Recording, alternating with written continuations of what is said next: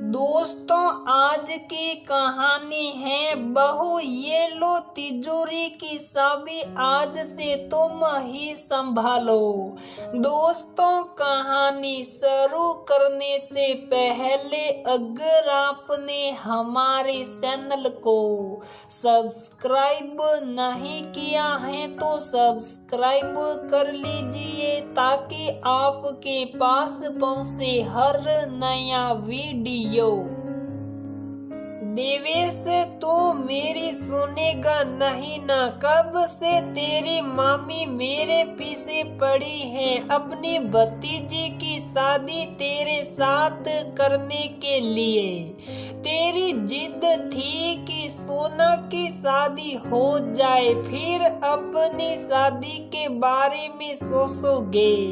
और अब तो सोना भी ब्याह कर ससुराल चली गई। मेरे कान भी तरस रहे हैं बहू के आंगन में सम सम करते हुए। चलने की आवाज को सुनने के लिए सरिता बेकरार थी बहू लाने के लिए, लेकिन देवेश तैयार ही नहीं हो रहा था। माँ, लेकिन मुझे डर लगता है कि कहीं कोई लड़की आकर हम लोगों के बीच का प्यार ना खत्म कर दे। कुछ नहीं बेटा, जब हम अच्छे होते हैं तो सारी दुनिया खुद ब खुद अच्छी बन जाती है। ठीक है माँ, फिर आप मामी जी को हाँ बोल दीजिए। आखिरकार देवेश ने शादी के लिए हाँ कर ही दी। अरे भाभी, देवेश शादी के लिए तैयार हो गया है। अब तो मैं पूरे मोहल्ले में लड्डू बांटूंगी। ये तो बहुत अच्छी बात है दीदी। मैं अभी भाभी को खुश खबरी सुनाती हूँ। वो तो कब से मेरे पीछे पड़ी है आपसे बात करने के लिए। सरिता ने झट से सोना को भी फोन मिला दिया। सोना, तेरा भैया शादी के लिए मान गया। अरे वाह मम्मी, अब तो मैं भी भाभी वाली बन जाऊंगी। और बेटा समदन जी कहाँ हैं? उनसे बात करवाओ। जी मम्मी। अरे समदन जी, देवेश की शादी पक्की कर दी है। आप सभी लोगों को 2-3 दिन पहले से ही आना पड़ेगा। तैयारियां शुरू कर दीजिए। सरिता के तो जैसे खुशी समा ही नहीं रही थी। आपको बहुत बहुत बधाई। और समदन जी, हम लोग जरूर जरूर आएंगे, लेकिन समय से विवेक और सोना को पहले से भेज दूंगी। आज देवेश के पापा होते तो कितना खुश होते। यही सोचते हुए सरिता अतीत में गोते लगाने लगी। सरिता, देखना, मैं अपने बच्चों की शादी बहुत धूमधाम से करूंगा। लोग देखते ही रह जाएंगे।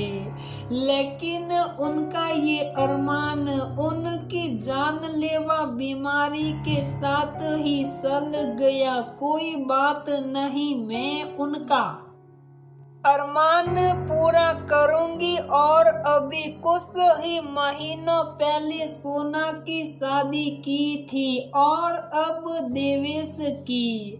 देवेश सोना से 3 साल बड़ा था, लेकिन जिद यही थी कि पहले सोना की शादी की तारीख 15 दिनों के बाद की निकली। समदन से सरिता को तुरंत भेज दिया। जाओ शादी की तैयारी में अपनी मम्मी का हाथ बटाओ जाकर। अब तो सरिता देवेश और सोना के साथ जोर शोर से तैयारियों में जुट गए।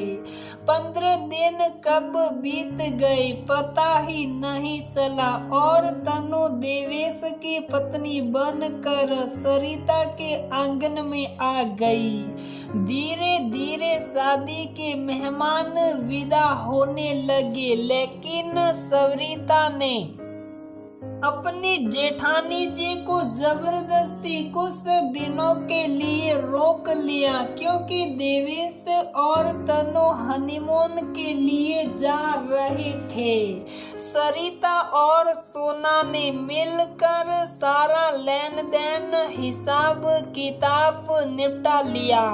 8 दिनों बाद देवेश और तनु लौट आए। ये लीजिए मम्मी जी आपके और ताई जी के लिए 19 शॉल, और सोना दीदी आपके लिए ये स्वेटर। तनु तो सभी के लिए खूब बढ़िया बढ़िया उपहार लाई थी। 2-4 दिन बीतने के बाद एक दिन सभी लोग साथ में बैठे हुए गपशप कर रहे थे। तभी सरिता ने तनु का हाथ पकड़ा और बड़े सन्ने से बोली, लो बहू ये तिजोरी की चाबी और संभालो इस घर की जिम्मेदारी। मैं बहुत थक गई हूँ। अब आज से इस घर की सारी जिम्मेदारी तुम्हारी। तभी जेठानी ने हल्के से सरिता का हाथ दबाया, लेकिन तब तक सरिता ने वो चाबियों का गुस्सा अपनी कमर से निकाल कर तनु के कमर में लगा दिया। थोड़ी देर में तनु सब के लिए चाय बनाने के लिए चली गई। ये क्या कर दिया तुमने सरिता? दीदी घर की स्वामिनी को उसका अधिकार सौंप दिया और किया। एक बार पूछ तो लिया होता।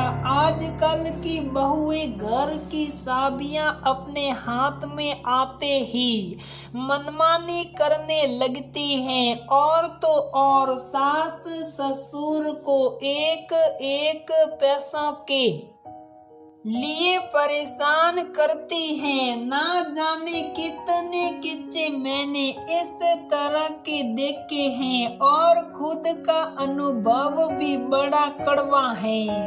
जेठानी जी अपनी सीता जाहिर कर रही थी, दीदी मैंने तो अपनी जिंदगी में सब कुछ देख लिया, लेकिन अब घर की जिम्मेदारी तनु की, और फिर दीदी दुनिया में तमाम तरह के लोग होते हैं, सब एक जैसे नहीं। और फिर मुझे पूरा विश्वास है कि हमारी तनु मेरे विश्वास पर पूरी खरी उतरेगी।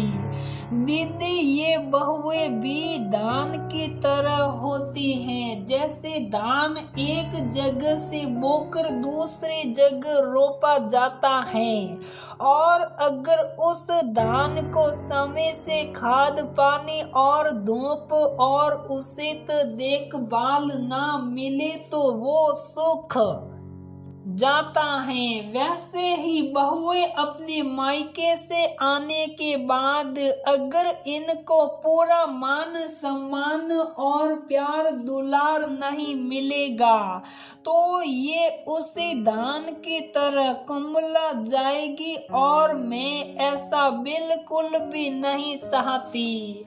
मेरी तो हमेशा यही कोशिश रहेगी कि तनु बिल्कुल सोना की ही तरह इस घर में रह कर बड़े प्यार से अपनाए और वो तभी संभव है जब उसका हर चीज का अधिकार मिलेगा।